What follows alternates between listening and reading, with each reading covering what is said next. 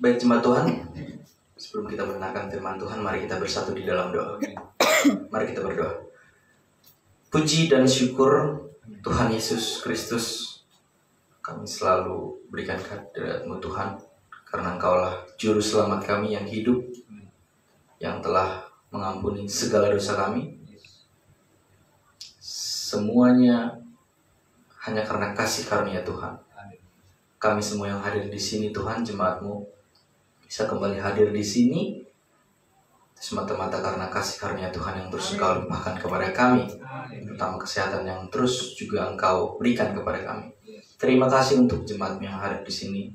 Sebentar kami akan mendengarkan firman Tuhan. Kuasai hati dan pikiran kami agar kami bisa mengerti atas firman yang akan disampaikan oleh hamba-Mu. Kami siap untuk mendengarkan firman Tuhan. Dalam nama Tuhan Yesus kami berdoa dan mengucap syukur. Haleluya. Amin. Amin. Shalom. Shalom. Salam kudus jemaat-jemaat Tuhan yang hadir di Gereja Injil Kasih Karunia. Gereja Injil Karunia Jemaat Cibubur.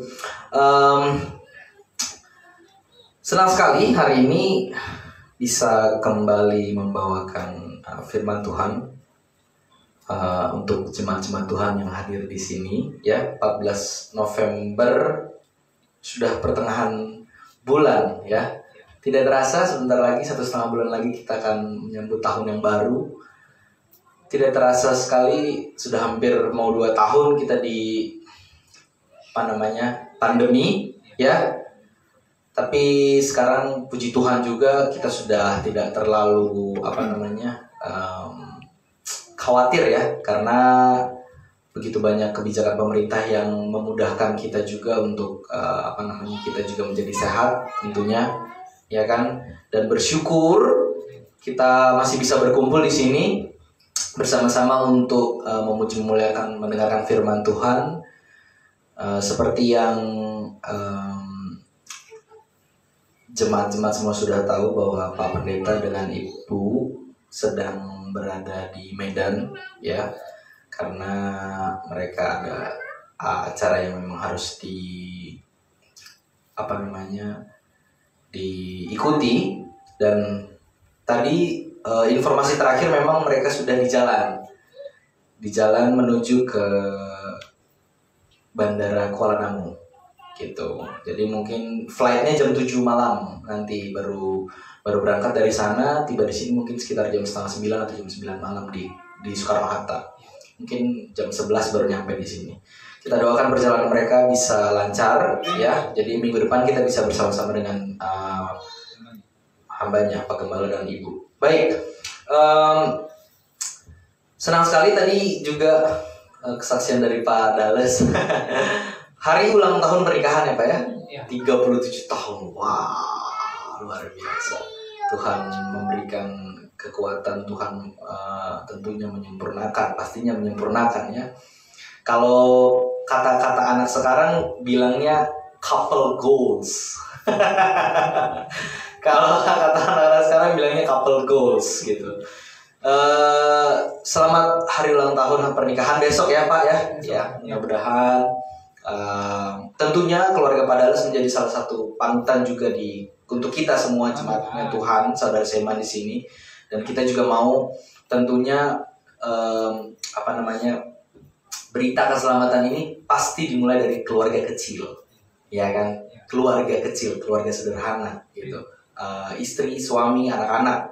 Itulah mengapa pentingnya kita sebagai orang-orang percaya, orang-orang kudus, pengetahuan tentang keselamatan itu dimulai sedini mungkin, sejak dini. Kalau Bapak Ibu semua lihat tadi anak kita Joel di sini baru umur sekitar 3 ya Be? 2,5 tahun. Bahkan sebelum 2,5 tahun lalu dia sudah di sini gitu. Dan itu merupakan hal yang menjadi sukacita untuk kita, karena sedari kecil kita sudah bisa mendengar dan percaya tentunya oleh firman keselamatan. Nah, itu juga yang memang harus menjadi kita ajarkan sejak dini ke anak-anak kita Saya juga melihat mungkin ada di belakang ada baru pertama kali soalnya melihatnya dengan Bapak dan Ibu Chandra Panjaitan dan Ibu Siti Mariana. Selamat datang Pak Chandra dan Ibu Siti untuk beribadah di gereja kita hari ini. Puji Tuhan, kita semua menyambut dengan sangat sukacita sekali hari ini ya. Terima kasih. Oke, baik. Hari ini topik nggak ada ya. Judul khotbah saya hari ini berjudul Merdeka Melayani Tuhan. Oke, Merdeka Melayani Tuhan. Nah, untuk pendahuluan pada hari ini, sebentar, ini agak cek. Ya. Paulus telah menjelaskan sebelumnya, sebelum kita masuk apa saja sih yang memang harusnya kita lihat dari firman Tuhan, tentunya dari kitab yang ditulis oleh Rasul Paulus. Paulus telah menjelaskan sebelumnya bahwa kepada jemaat Galatia, kita tahu adalah jemaat Galatia adalah jemaat-jemaat orang kudus, orang-orang kudusnya Tuhan, ya, adalah kebodohan. Kalau kita baca, ya, menganggap saat ini melakukan hukum Taurat sebuah cara melayani Tuhan dengan benar. Karena itu terjadi di jemaat-jemaat orang kudus di Galatia. Oke, saya mengajak Bapak Ibu semua untuk membaca. Kita membuka firman Tuhan bagian di Galatia pasalnya yang kelima. Ya, Galatia pasalnya yang kelima, ayatnya yang pertama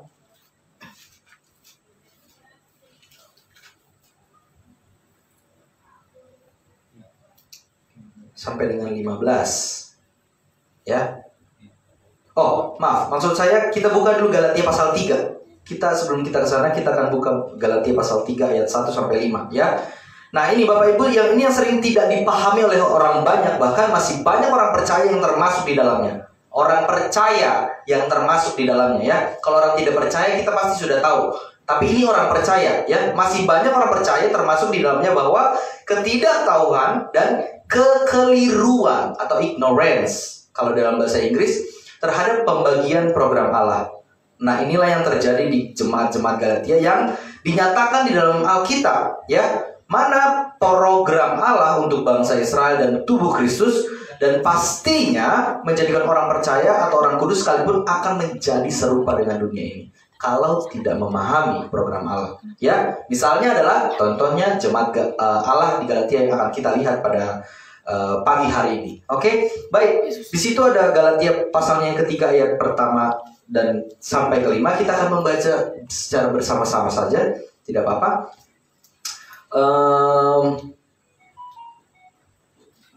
Kita akan mulai, ya. Lembaga Alkitab Indonesia memberi judul di sini dibenarkan oleh karena iman. Ya, 1, 2, 3. Hai orang-orang Galatia yang bodoh, siapakah yang telah mempesona kamu? Bukankah Yesus Kristus yang disalibkan itu telah dilukiskan dengan terang di depanmu? Hanya ini yang hendak ku ketahui daripada kamu. Adakah kamu telah menerima Roh karena melakukan hukum Taurat, atau karena percaya kepada pemberitaan Injil? 3. Adakah kamu sebodoh itu? Kamu telah mulai dengan Roh, maukah kamu sekarang mengakhirinya di dalam daging? 4. Sia-siakah semua yang telah kamu alami sebanyak itu? Masakan sia-sia? 5. Jadi, bagaimana sekarang? Apakah Ia yang menganugerahkan Roh kepada kamu dengan berlimpah-limpah dan yang melakukan mukjizat di antara kamu berbuat demikian karena kamu melakukan hukum Taurat, atau karena kamu percaya kepada pemberitaan Injil? Ini dia. Kita akan breakdown satu-satu, ya. Di situ Paulus mengatakan, di ayat yang pertama dikatakan dengan keras itu mengatakan bahwa hai orang-orang Galatia yang bodoh. Apakah mereka secara harafiah bodoh?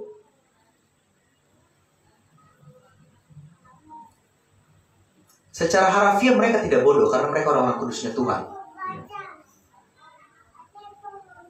Tetapi Di sini Paulus mengatakan sampai bahwa Galatia ini memang adalah, hai kamu orang-orang Galatia yang bodoh. Berarti sudah ada pengetahuan yang memang kalau di sini di dalam Galatia pasal yang ketiga ini konteksnya adalah orang-orang percaya yang akhirnya kenapa sampai Rasul Paulus mengatakan mereka bodoh. Itu sangat keras sekali. Jarang Paulus mengatakan hal-hal seperti ini. Mungkin hanya jemaat di Galatia ya, padahal ya, hanya kepada jemaat orang-orang kudus, ya, underline, orang-orang kudus, umat-umat Tuhan, ya, yang dikatakan bodoh oleh Rasul Paulus ini. Kemudian ayat yang kedua, Paulus bertanya kepada jemaat kudus di Galatia. Di situ dikatakan, apakah karena kamu melakukan hukum Taurat sehingga kamu memperoleh Roh Kudus, ya, atau karena kamu percaya Injil kasih karunia, percaya kepada pemberitaan Injil. Ayat yang ketiga, di situ dikatakan, adakah kamu sebodoh itu? Kamu telah mengawali pelayananmu kepada Tuhan, ya, dengan hidup yang dibangkitkan oleh Roh Kudus. Yang dibangkitkan oleh Roh Kudus. Apakah sebabnya sekarang kamu, ya, kembali berpikir cara-cara yang lama untuk melayani Tuhan dengan hukum daging, yaitu apa? Hukum Taurat. Jadi jemaat-jemaat di Galatia ini mengawali pelayanannya kepada Tuhan dari hukum Taurat atau kasih karunia. Kasih karunia tentunya. Oleh Roh Kudus dikatakan. Kemudian ayat yang keempat dikatakan, sia-siakah semua yang telah kamu alami sebanyak itu? Apakah pelayananmu akan berakhir dengan sia-sia? Yaitu apa? Menghasilkan apa? Kayu, rumput kering dan jerami. Ketika kelak diuji di tahta pengadilan Kristus. Itu yang ada di 1 Korintus 3 pasal yang ke-11, pasal yang ketiga, ayat yang ke-11 sampai 15. Kemudian di selanjutnya ayat yang kelima, jadi apa? Kalau udah jadi itu adalah conclusion, kesimpulan. Jadi sekarang coba ingatlah kembali dengan baik-baik ya, apa yang telah kamu alami saat ini. Rasul Paulus telah menggambarkan hasilnya. Kita buka 1 Korintus pasal yang ketiga ayat 12. 1 Korintus pasalnya yang ketiga ayat 12. Boleh satu orang membacakan untuk kita? Apa gambarannya di situ? Digambarkan seperti apa? Ayatnya yang ke 1 Korintus 3 ayat 12. 1 Korintus 3 ayat 12. Entahkah orang membangun di atas dasar ini dengan emas, perak, batu permata, kayu, rumput kering atau jerami? Ya. Berarti kalau kita jatuh ialah seperti kayu. Yang mana yang paling mudah terbakar dari ke-6 ini? Ada dua bagian tentunya, ya kan? Ada dua kelompok. Paulus menganalisis ada dua kelompok, emas, perak, batu permata. Kemudian golongan kedua kayu, rumput kering dan jerami. Manakah yang kalau diuji dengan api yang bertahan?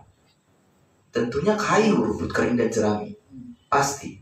Nah, apakah seperti kayu, rumput kering dan jerami yang mudah terbakar? Bukan seperti emas atau perak dan batu permata yang baru saja kita baca, yang berkualitas tinggi, sanggup bertahan pada ujian-ujian api sekalipun. Jadi bisa kita bagi kelompok menguji bagaimana cara pelayanan kita berkenan kepada Tuhan. Tentunya sebagai kita juga orang-orang percaya pada yang sudah hidup di zaman kasih karunia tentunya.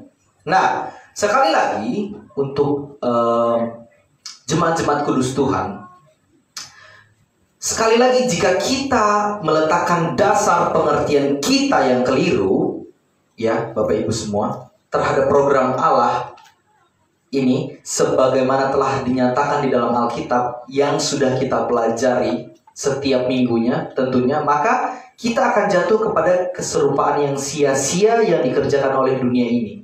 Kayu, rumput kering, dan jerami.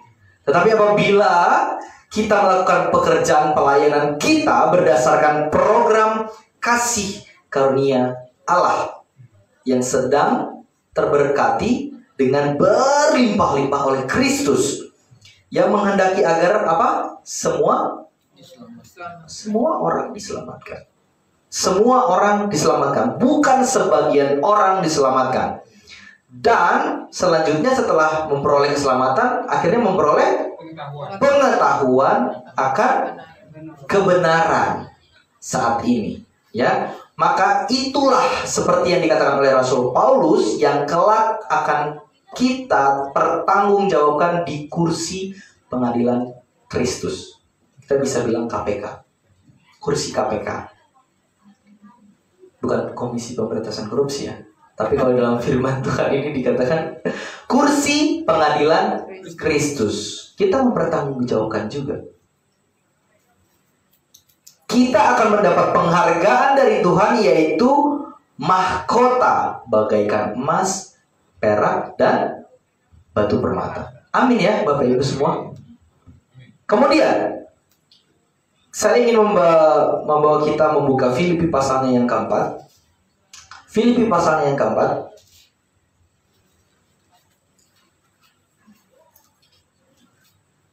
Filipi pasalnya yang keempat ayatnya yang ke-13. Nah ini bisa saya bacakan untuk kita semua.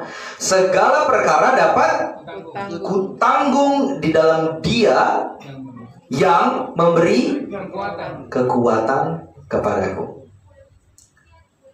Bagaimana kita bisa yakin akan sanggup bertahan terhadap beratnya cobaan yang terkadang, ya Bapak Ibu semua, kita alami dalam pelayanan? Pasti. Di ayat ini Paulus mengatakan segala perkara dapat kutanggung di dalam Dia yang memberi kekuatan kepadaku. Siapa yang memberi kekuatan Bapak Ibu? Tuhan Yesus sendiri. Ini bukan segala perkara dapat kutanggung karena sesuatu kekuatan dari dalam diri. Ya. Sekali lagi, ini bukan sesuatu perkara, segala perkara dapat kita tanggung karena sesuatu yang keluar dari dalam diri saya pribadi, kekuatan manusia itu sendiri. Sama sekali tidak. Tuhan Yesus mengatakan Tuhan yang memberi. Di sini firman Tuhan mengatakan Dia yang memberi kekuatan kepadaku. Paulus mengatakan saya sanggup karena Tuhan memberi kekuatan kepadaku. Nah, pertanyaannya adalah, kalau ini secara general ya, kita sudah pasti tahu bahwa Tuhan akan memberikan kekuatan kepada kita, orang-orang kudusnya. Tetapi yang harus satu kita lihat bahwa bagaimana caranya Yesus memberikan kekuatan kepada kita, ya, kepada kamu, kepada Paulus, kepada jemaat-jemaat semua orang kudus yang percaya di zaman kasih karunia saat ini. Ya, apakah dengan cara kita berdoa terus? Ya, biasanya banyak input-input yang seperti itu gitu. Bagaimana cara untuk memberikan kekuatan? Biasanya kamu harus berdoa terus. Berdoa semalam suntuk dari jam 12 sampai jam 6 pagi. Haleluya, haleluya. Wow. Apakah seperti itu atau menangis? Menangis terus saking menghayatinya gitu, atau menginjil? Ataukah menginjil terus? Ataukah berkhotbah terus? Atau memberi persembahan terus? Dan segala sesuatu usaha ya, sesuatu usaha kita terus yang keluar dari dalam diri kita? Apakah Tuhan akan memberikan kekuatan kepada kita lewat itu? No, bukan usaha seperti itu. Bukan usaha seperti itu yang Tuhan inginkan. Bukan usaha seperti itu kuncinya membuat Allah memberikan kekuatan kepada orang percaya. Bukan hal-hal seperti itu, Bapak Ibu. Lalu seperti apa? Lalu bagaimana caranya? Kita buka 2 Korintus pasalnya yang ke-12 ayatnya yang ke-6 sampai dengan 10. Ini penting kita ketahui sebagai orang-orang percaya. Pasalnya yang ke-12, 2 Korintus pasalnya yang ke-12, ayatnya yang ke-6 sampai dengan 10. 12. 2 Korintus 12.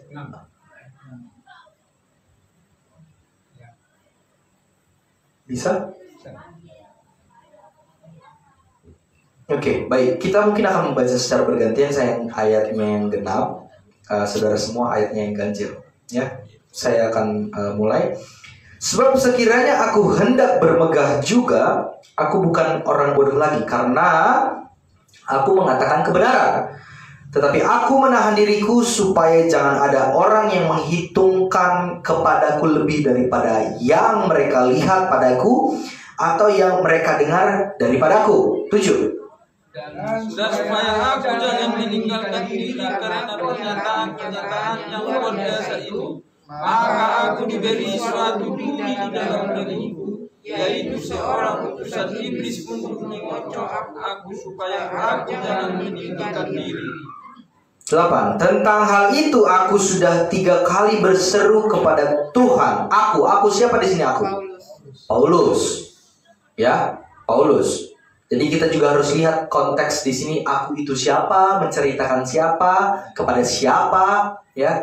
Jangan ini salah satu kunci kita untuk memahami firman Tuhan, ya. Subjeknya siapa, kepada siapa, kita harus tahu dulu. Tentang hal itu aku, Paulus, ya, sudah 3 kali berseru kepada Tuhan supaya utusan iblis itu mundur daripadaku. 9. Tetapi jawab Tuhan kepadaku, cukuplah kasih karuniaku bagimu, sebab justru dalam kelemahanlah kuasaku menjadi sempurna. Sebab itu terlebih suka aku bermegah atas kelemahanku, supaya kuasa Kristus turun menaungi aku. 10. Karena itu aku senang dan rela di dalam kelemahan, di dalam siksaan, di dalam kesukaran, di dalam penganiayaan dan kesesakan oleh karena Kristus. Sebab jika aku lemah, maka aku kuat.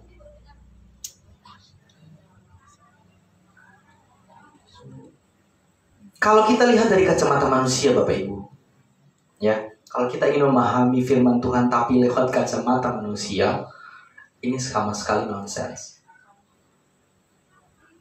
Kalau dari kacamata manusia, kenapa? Karena manusia mungkin tidak akan pernah mau berpikir seperti ini. Karena hidup di dalam daging. Sebuah solusinya, ya, kalau misalnya mungkin kita memberitakan firman Tuhan atau memberikan input kepada orang yang sedang dalam struggle, kemudian kita kasih ayat ini, ya, mungkin kalau tidak mengerti sama sekali firman Tuhan, mereka pasti banget itu tidak masuk akal, tidak masuk akal. Jadi apa solusinya? Gitu. Kalau manusia kan sekarang hanya menginginkan solusi yang benar-benar clear, langsung di depan mata. Oh, bagaimana? Ini, selesai. Tapi apakah itu yang benar-benar solusi yang Tuhan berikan, Tuhan inginkan kepada manusia? Tentunya bukan. Kalau kita lihat di sini Rasul Paulus, rasul bangsa lain, ya, rasul kita punya rasul Kristus, ya, Rasul Paulus. Dia diberikan duri di dalam daging. Berapa kali dia meminta untuk daging itu dicabut oleh Tuhan Yesus? Berapa? 3 kali berseru kepada Tuhan. Seorang rasul yang tentunya dipilih oleh Tuhan sendiri, ya, langsung untuk memberitakan firman kasih karunia kepada bangsa-bangsa lain, kepada kita, sehingga kita bisa mendengarkan Injil kasih karunia-Nya. Sampai saat ini, ya, Tuhan memberikan duri di dalam daging, seorang utusan iblis untuk menggocok supaya Rasul Paulus tidak meninggikan diri. Tetapi Allah memberikan rahmat-Nya, Tuhan memberikan solusi, konklusi kepada Rasul Paulus di ayat yang 10. Sehingga Rasul Paulus pun akhirnya bisa berpikir bahwa karena itu aku senang dan rela di dalam kelemahan. Baik, Bapak Ibu semua yang hadir di sini, siapa yang senang di dalam kelemahan? Jujur aja, Pak.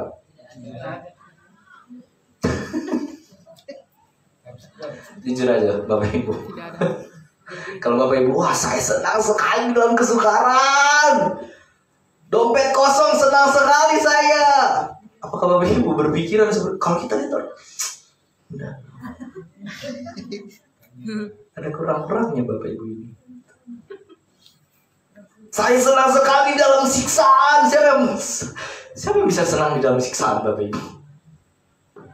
Kita aja PPKM ya.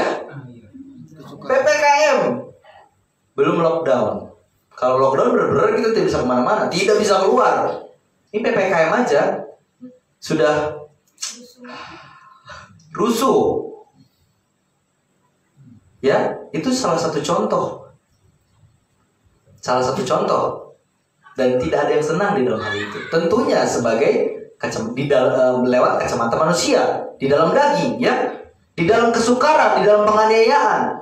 Justru Paulus bisa mengatakan hal ini. Karena itu aku senang.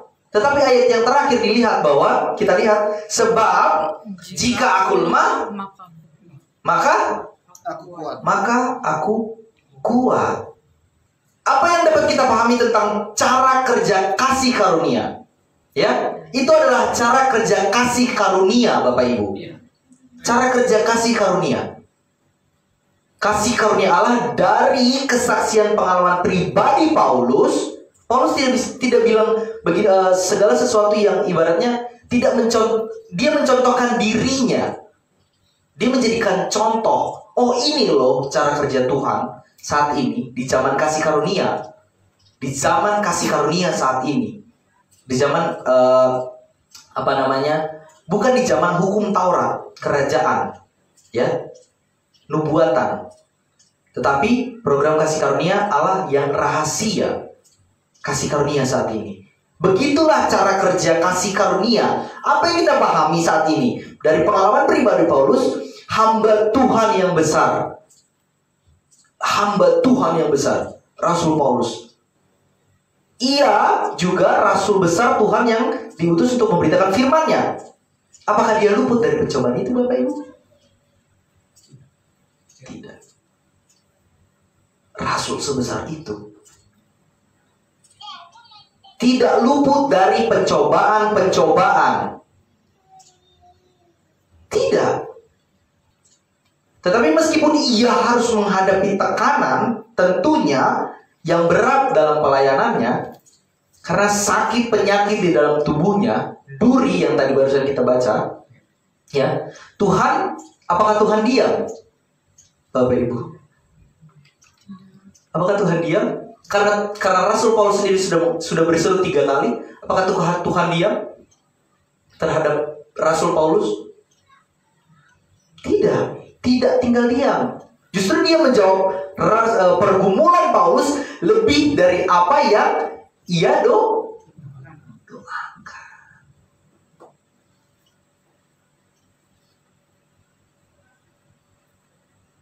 Kalau kita bisa lihat in another way, kita bisa lihat dari jalur yang lain, tentunya dari kasih karunia.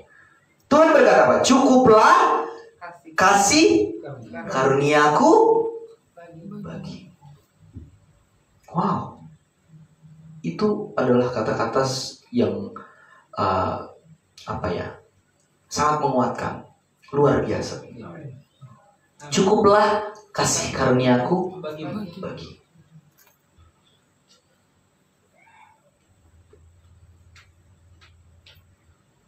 Sehingga akhirnya Paulus bisa mengatakan, di dalam kelemahan aku kuat. Jika aku lemah, maka aku kuat. Nah, semua pertanyaan tersebut ya diajukan oleh Paulus kepada jemaat Galatia untuk menyadarkan mereka kembali.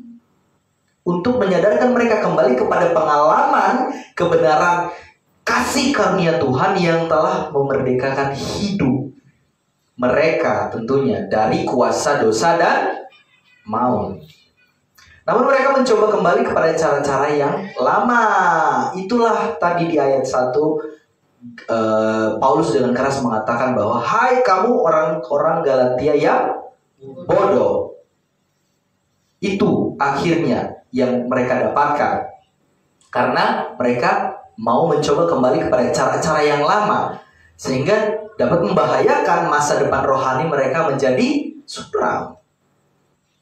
Sudah di jalan trek yang benar, kemudian mereka mencoba untuk kembali ke cara kerja lama, bukan cara kerja Tuhan di zaman kasih karunia saat ini, Bapak Ibu semua. Nah, kita lihat Paulus memperingatkan dengan sangat keras jemaat Galatia bahwa semua yang kita peroleh saat ini ya adalah semata-mata hasil dari pekerjaan Kristus yang sempurna di kayu salib 2000 tahun yang lalu. Itu adalah usaha kita. Amin. Tidak. Apakah benar itu adalah usaha kita? Tidak. Itu bukan hasil usahamu. Bukan. Bukan hasil pekerjaanmu. Jangan ada orang yang memegahkan diri. Jadi keselamatan dengan usaha kita dihitung Tuhan atau tidak? Tidak. Keselamatan bukan kita yang melakukan. Dan tidak ada usaha dan andil kita saat itu. Kalau Tuhan bilang sudah sempurna, Tuhan Yesus mengerjakan dengan sempurna. Jadi itu bukan hasil usaha kita. Jadi tidak patut kita untuk memegahkan diri, Bapak Ibu. Tidak patut. Karena kasih karunia kamu diselamatkan melalui iman dan perbuatan. Iman. Cukup dengan iman, kasih karunia menjadi milik kita. Melalui iman. Melalui iman. Medianya adalah iman. Yang menyelamatkan adalah pekerjaan Yesus Kristus, kasih karunia Allah. Bagaimana bisa sampai kita? Tentunya melalui iman kita, percaya terhadap kasih karunia Allah, karya penyaliban Yesus di kayu salib 2000 tahun yang lalu, sehingga kita akhirnya diselamatkan. Nah, Efesus 2 ayatnya yang ke-8 dan 9, tentu ini sangat familiar sekali untuk kita. Saya bacakan saja. Efesus 2 ayat 8 dan 9. Sebab karena kasih karunia kamu diselamatkan oleh iman, melalui iman. Itu bukan hasil usahamu, tetapi pemberian Allah. Itu bukan hasil pekerjaanmu. Jangan ada orang yang memegahkan diri. Firman Tuhan mengatakan hal seperti itu kepada kita tentang cara kerja kasih karunia saat ini, keselamatan. Kemudian di ayat yang pertama, pasal 3 Efesus ini dikatakan, terpujilah Allah dan Bapa Tuhan kita Yesus Kristus, yang dalam Kristus telah mengaruniakan kepada kita apa? Segala berkat rohani di dalam sorga. Efesus pasal yang pertama ayat yang ketiga. Ya, berarti ditegaskan bahwa semuanya itu telah kamu ketahui dengan benar melalui sebuah lukisan salib yang terang benderang di depanmu. Ya, mengaruniakan segala berkat rohani di dalam surga. Nah, lukisan salib seperti apa yang Paulus maksudkan, Bapak Ibu? Tentu bukan dengan lukisan buatan tangan saat ini. Mungkin di belakang ada salib itu. Bukan itu. Ya, bukan itu maksudnya. Tetapi sebuah penggambaran kebenaran Injil kasih karunia. Kebenaran Injil kasih karunia Tuhan yang menyelamatkan manusia tentunya. Yaitu bagi setiap orang yang percaya. Jadi kalau tidak percaya dapat atau tidak?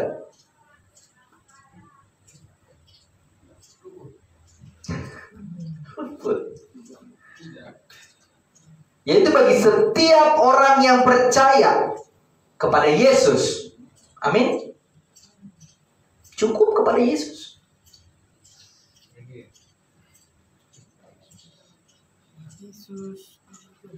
Kepada Yesusnya kah? Tuhan Yesus Allah Bapa.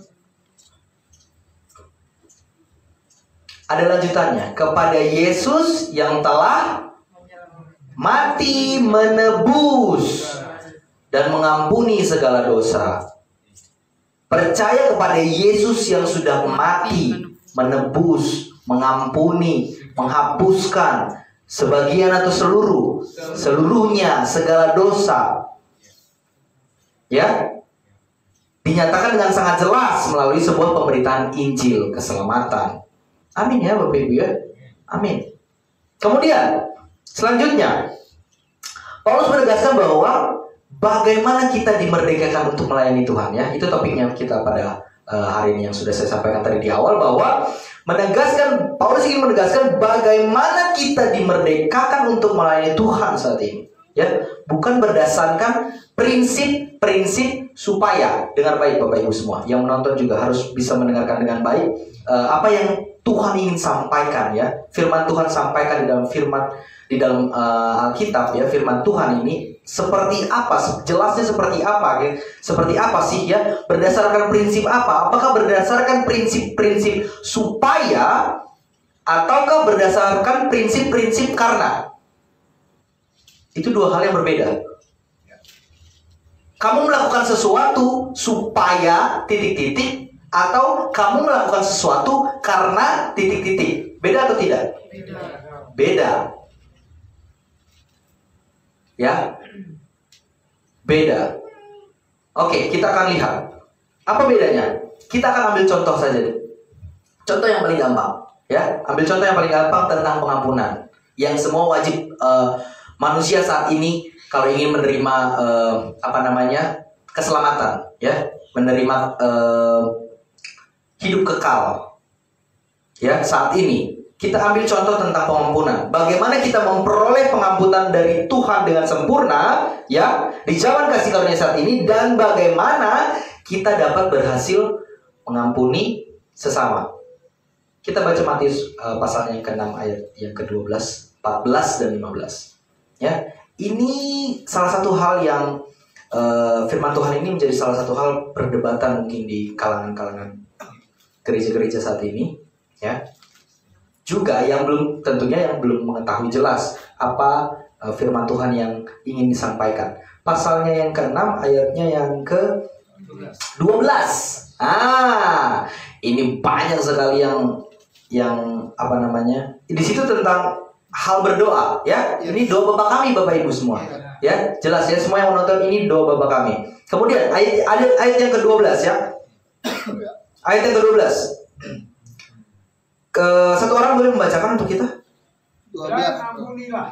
Dan ampunilah akan kesalahan kami, seperti kami juga mengampuni orang yang bersalah kepada kami. Terima kasih, Pak. Dan ampunilah. Jadi sudah diampuni atau belum? Belum. Sekali lagi Bapak Ibu semua. Dan ampunilah kami akan kesalahan kami. Jadi sudah diampuni atau belum? Belum. Kemudian selanjutnya, seperti kami juga mengampuni orang yang bersalah kepada kami. Ini salah satu hal yang banyak sekali orang-orang Kristen saat ini katakan, ya, sampaikan berulang-ulang. Tentunya siapa yang tidak tahu doa Bapa kami. Mari kita berdoa seperti doa yang Tuhan ajarkan kepada kita, ya. Kemudian ayat yang ke-14. Lihat Bapak Ibu, dengar baik, saya akan bacakan. Karena jikalau kamu, ya, ini dengar, nih prinsip yang tadi saya sampaikan. Ini apakah prinsip supaya ataukah prinsip karena? Karena jikalau kamu mengampuni kesalahan orang, Bapamu yang di surga akan mengampuni kamu juga. Di situ dikatakan akan mengampuni kamu juga. 15. Tetapi jikalau kamu tidak mengampuni orang, Bapamu juga tidak akan mengampuni kesalahanmu. Karena jikalau kamu mengampuni kesalahan orang, Bapamu yang di surga akan mengampuni kamu juga. Jadi kalau kita melakukan sesuatu, itu supaya kita mendapatkan sesuatu. Ini cara kerja prinsip supaya, ya. Ini rumus supaya. Jika maka, ya. Jadi kalau tidak mengampuni sesama, kita jadi tidak diampuni.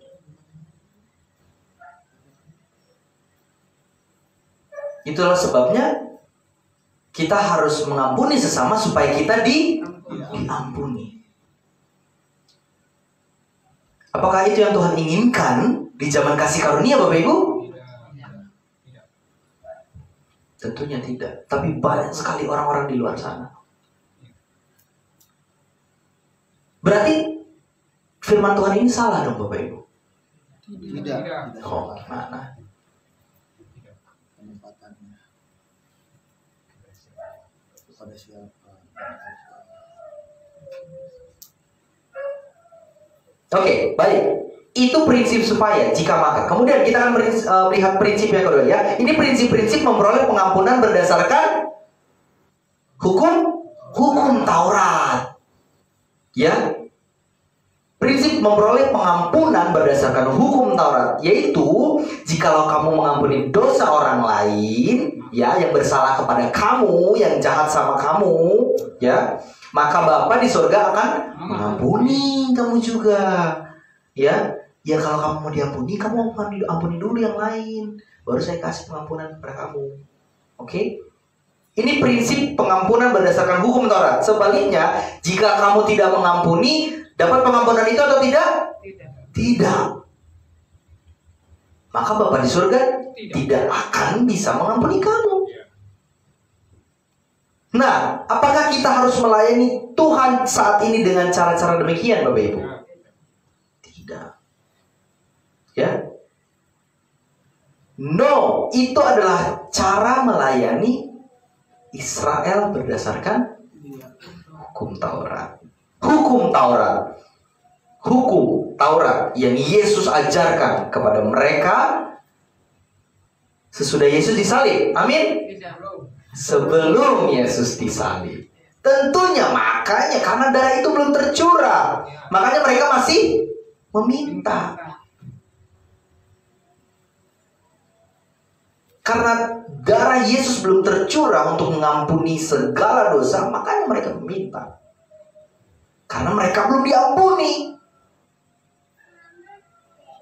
secara sah, dalam arti Yesus sendiri yang melakukan.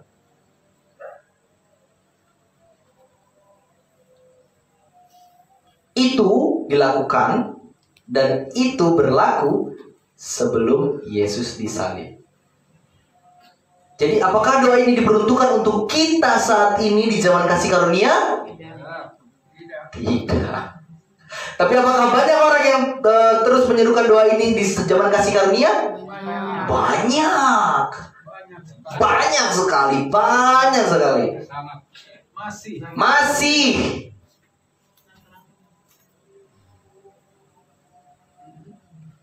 Kenapa? Karena ini doa yang diajarkan Tuhan Yesus untuk kita. Katanya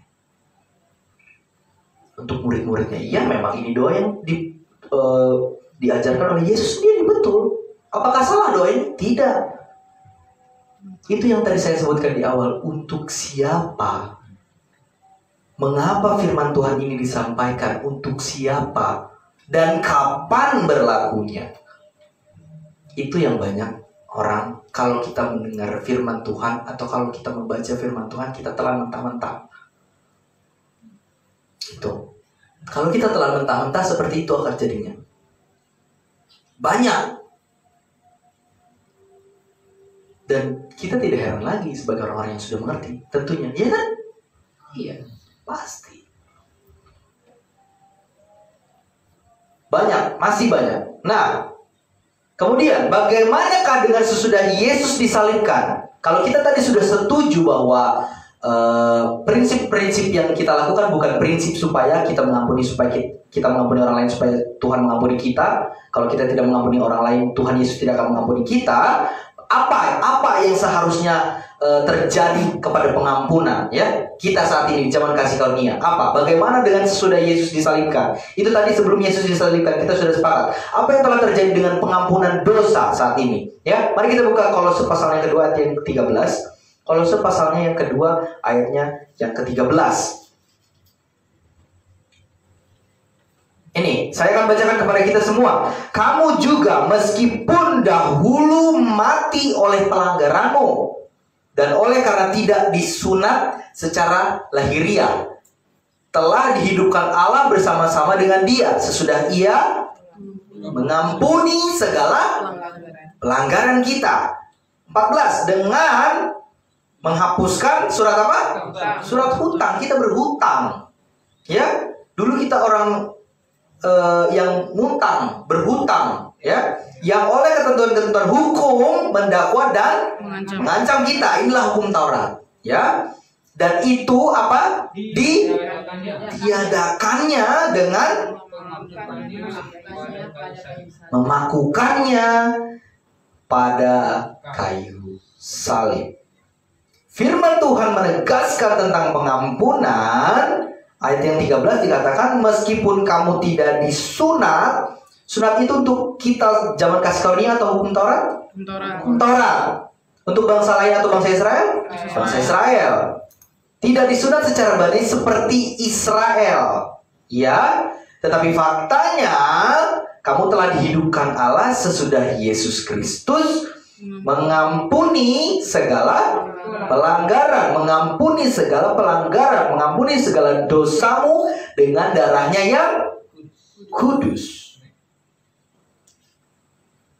Kemudian ayat 14 di situ dikatakan apa? Dengan menghapuskan surat hutang, ya, yang tentunya mendakwa kita sebagai manusia, mengancam kita, ya. Apapun hukuman yang sifatnya mengancam kita karena dosa-dosa, Tuhan Yesus katakan semuanya telah ditiadakan Allah, dihilangkan Allah separuhnya, seluruhnya dihapuskan di kayu salib 2000 tahun yang lalu.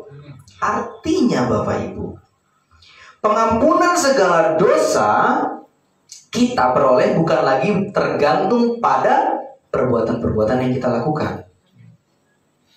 Bukan karena perbuatan yang kita lakukan sendiri seperti pada zaman hukum Taurat.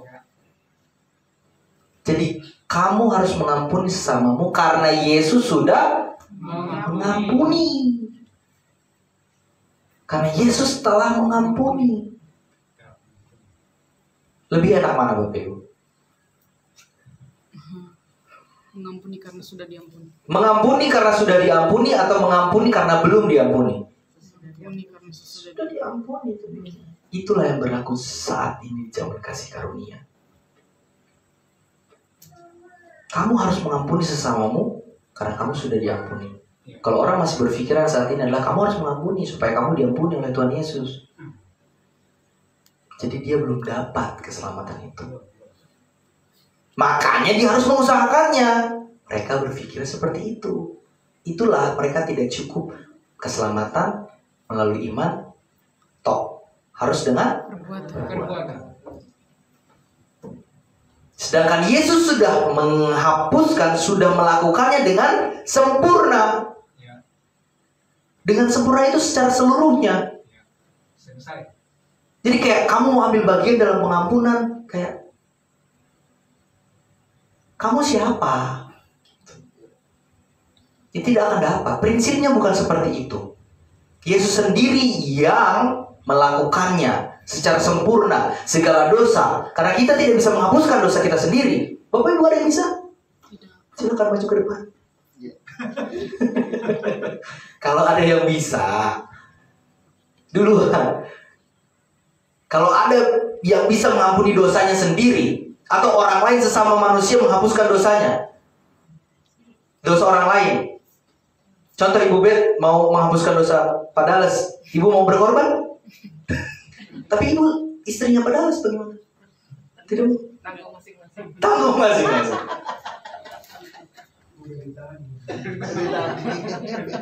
Sudah ditanggung. Sudah bebas. Itu. Tidak ada yang mau berkorban tentunya. Itulah kenapa tidak lagi dibutuhkan perbuatan manusia. Hanya dengan iman. Hanya melalui iman. Itulah pekerjaan Kristus yang sempurna. Dan sudah selesai. Selesai. Di kayu salib. Tidak ada lagi. Ya, itu hukum Taurat yang dulu. Semuanya kita peroleh hanya melalui iman kepada pekerjaan Kristus yang telah sempurna dan selesai pada kayu salib. Ya, kemudian kita harus melihat lagi, dan kita lihat satu ayat Efesus pasalnya yang keempat ayat 32. Efesus pasalnya yang keempat ayat 32. Nah, ini ini conclusionnya. Kita lihat perbedaan. Kita akan melihat jelas perbedaan apa yang harus dinyatakan. Ayat 32. Boleh satu orang membacakan untuk kita? Efesus pasal keempat ayat 32. Ayatnya yang ke-32. Satu orang boleh? Tetapi hendaklah kamu ramah seorang terhadap yang lain, penuh kasih mesra dan saling mengampuni, sebagaimana Allah di dalam Kristus telah mengampuni kamu. Telah mengampuni kamu. Lihat perbedaannya. Kalau sebelumnya akan mengampuni kamu, Yesus mengatakan, firman Tuhan mengatakan akan mengampuni kamu. Di sini jelas, tetapi hendaklah kamu seramah seorang terhadap yang lain, penuh kasih mesra dan saling mengampuni. Ya, karena inilah yang Tuhan inginkan kepada orang-orang percaya saat ini, sebagaimana Allah di dalam Kristus telah mengampuni kamu. Jadi sudah diampuni satu kali untuk selama-lamanya. Sempurna, tidak ada cacat sedikit pun. Ya, di sini jelas sekali dinyatakan bahwa kita melayani orang lain, bahkan bukan supaya kita untuk balik dilayani. Kalau kita berpikiran kita melayani supaya kita dilayani, kamu pamrih. Tetapi kita melayani orang lain karena kita telah dilayani. Siapa yang melayani kita? Dengan cara apa? Mati di kayu salib. Banyak orang sekarang tidak mengerti. Yang kita bilang tidak mengerti, mungkin sudah tahu tapi belum mengerti. Beda. Ya, kita melayani orang lain bukan supaya kita dilayani, tetapi kita melayani orang lain karena kita telah dulu dilayani dengan menerima pelayanan Kristus yang sempurna. Kita menerima pelayanan yang sempurna. Apakah Bapak Ibu sudah memberikan pelayanan yang sempurna?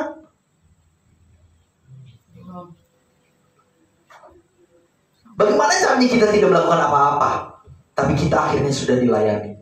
Harusnya orang biasanya kan, ya kamu harus baik dulu sama saya supaya saya baik sama kamu. Itu kalau lihat dari kacamata manusia.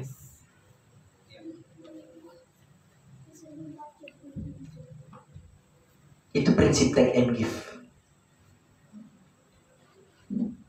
Biasanya seperti itu. Itu di zaman nubuatan. Kalau di zaman kasih karunia, kamu melayani karena kamu sudah dilayani lebih dulu. Kamu mengampuni karena kamu sudah diampuni lebih dulu. Sudah dan telah diampuni oleh Kristus Yesus. Kita mengampuni orang lain bukan supaya kita diampuni Tuhan. Seperti sistem pengampunan dalam zaman hukum Taurat. Itu zaman hukum Taurat. Udah zaman, bukan untuk kita Bapak Ibu saat ini. Ya, semua yang menonton juga.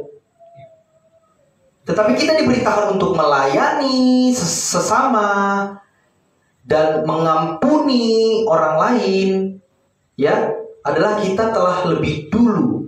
Kita diberitakan untuk melayani dan mengampuni adalah karena kita telah lebih dulu menerima pengampunan segala dosa melalui iman kepada Kristus. Tentunya yang percaya. Yang tidak percaya, percaya dulu. Kamu tidak bisa melakukan apa-apa kalau kamu belum percaya. Karena kamu tidak akan mendapat bagian. Percaya dulu. Kemudian, apakah dengan cara demikian kualitas pelayanan kita sangat berbeda saat ini? Jelas pasti berbeda. Jelas pasti berbeda, Bapak Ibu. Jelas pasti berbeda. Pelayanan kita saat ini adalah pelayanan yang telah ditebus dengan sempurna oleh darah Yesus Kristus. Bukan pelayanan dengan sistem perbuatan yang kita lakukan dengan kekuatan sendiri. Itu jelas beda. Sangat beda. Dan motivasinya juga akan berbeda. Motivasi Bapak Ibu semua melayani akan berbeda. Amin ya Bapak Ibu ya. Amin. Firman Tuhan sangat luar biasa. Kemudian akhirnya kita kembali ke Galatia pasal yang kelima. Topik kita sekarang harus melayani berdasarkan fakta pernyataan Alkitab, bukan fakta yang kita perbuat sendiri. Ya, kita melayani berdasarkan fakta pernyataan Alkitab yang Alkitab inginkan, firman Tuhan inginkan dari kita semua yang percaya, bukan fakta yang kita perbuat sendiri. Yaitu pertama, Bapak Ibu, saya sampaikan di depan sini, kita dengar baik, kita harus percaya bahwa Kristus telah sungguh-sungguh membebaskan diri kita dari segala tuntutan perhambaan hukum yang tadi kita sudah bahas. Taurat, hukum Taurat yang dapat mengecewakan manusia. Hukum Taurat itu selalu mengecewakan. Kalau kamu lakukan sekarang, kamu tidak akan dapat apa-apa, Bapak Ibu. Meskipun banyak di luar sana, kita harus melakukan perintah-perintah Tuhan. Hukum Taurat itu salah besar. Karena itu kita harus bersikap bebas melayani Tuhan dengan sukacita, sukarela, dan penuh ucapan syukur. Kemudian sesama kita adalah dibebaskan dari rasa bersalah dan digantikan dengan keberanian menyatakan kebenaran Injil kasih karunia. Sebab Injil kasih karunia Tuhan adalah sebuah kekuatan Allah. Apabila diberitakan, akan menyelamatkan setiap orang yang percaya kepada pekerjaan Yesus yang sempurna. Tentunya keras ya Bapak Ibu ya, firman Tuhan ini. Kalau kita tidak mengerti pembagian firman Tuhan, pasti kita akan terombang-ambing oleh rupa-rupa aliran-aliran pengajaran saat ini di luar sana. Kemudian akhirnya kita sampai pada kesimpulan kita pada hari ini. Apa yang harus kita sebagai orang percaya lakukan? Kita harus menjadi cerdas, bukan seperti orang-orang Galatia. Orang-orang Rasul Paulus mengatakan jemaat Galatia adalah jemaat bodoh. Jadi kita mau seperti orang bodoh atau jemaat Tuhan yang cerdas? Cerdas. Ya. Cerdas. Jadilah cerdas. Jadilah cerdas. Memilih cara melayani Tuhan saat ini, yaitu berdasarkan prinsip-prinsip kasih karunia Allah, bukan dengan perhambaan hukum Taurat lagi. Jadilah cerdas memilih cara melayani Tuhan dengan prinsip kasih karunia Allah, bukan dengan prinsip perhambaan hukum Taurat, Bapak Ibu. Bukan dengan cara-cara daging, meskipun kita masih hidup di dalam daging tentunya. Tetapi dengan pimpinan Roh Kudus, ya, yaitu berdasarkan firman rahasia Allah yang ditujukan langsung kepada kita, gereja tubuh Kristus. Kita adalah gereja tubuh Kristus, anggota-anggota tubuh Kristus.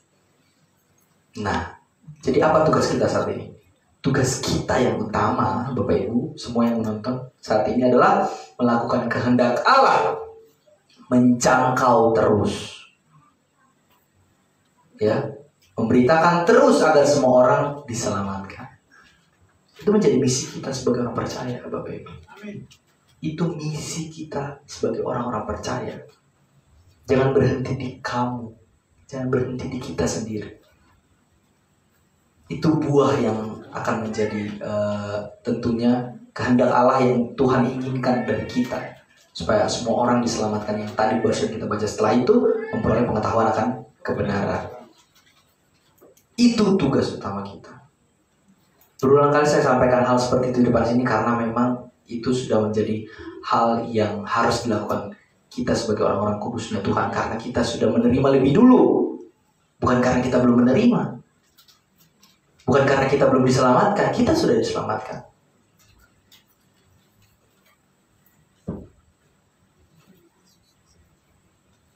Tapi apakah itu akan langsung kita terima? Tentunya tidak, kalau kamu tidak percaya. Makanya kalau kamu menerima, kamu harus percaya. Dimeteraikan dengan Roh Kudus. Itulah yang menjadi misi kita utama, melayani Tuhan di zaman kasih karunia. Amin ya Bapak Ibu ya. Tentunya mau melayani Tuhan Yesus, kita akan merdeka melayani Tuhan Yesus dan selalu diberikan kekuatan. Amin. Mari kita bersatu dalam doa. Terima kasih Tuhan Yesus, kami bersyukur kepada Tuhan untuk firman yang sudah kami dengarkan. Begitu luar biasanya Tuhan, kami bisa merdeka melayani Kristus saat ini karena kami sudah diselamatkan oleh Tuhan Yesus lebih dulu. Terima kasih untuk segala berkat yang Tuhan limpahkan kepada kami di zaman ini, di zaman kasih kami. Kami percaya Tuhan, kami percaya dengan sungguh-sungguh bahwa kami akan menjadi orang-orang yang luar biasa tentunya, dan kami ingin terus diperlengkapi untuk memperoleh pengetahuan akan kebenaran. Dan pastikan kami ingin menjadikan diri kami ingin Tuhan, kami sangat ingin kuatkan kami Tuhan untuk melayani Tuhan dengan setia. Karena kami percaya bahwa banyak di luar sana yang belum mengerti Tuhan, dan kami ingin mereka semua bisa mengerti jelas, penuh, betul akan kebenaran Tuhan yang Tuhan inginkan kepada kami orang-orang percaya.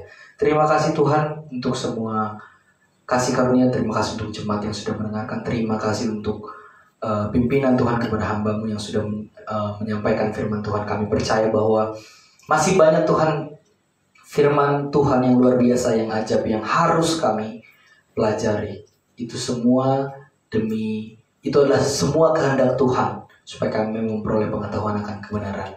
Terima kasih Tuhan, terima kasih untuk penyertaan-Mu selama pemberitaan firman Tuhan ini. Dalam nama Tuhan Yesus kami berdoa dan mengucap syukur. Haleluya. Amin. Shalom. Terima kasih.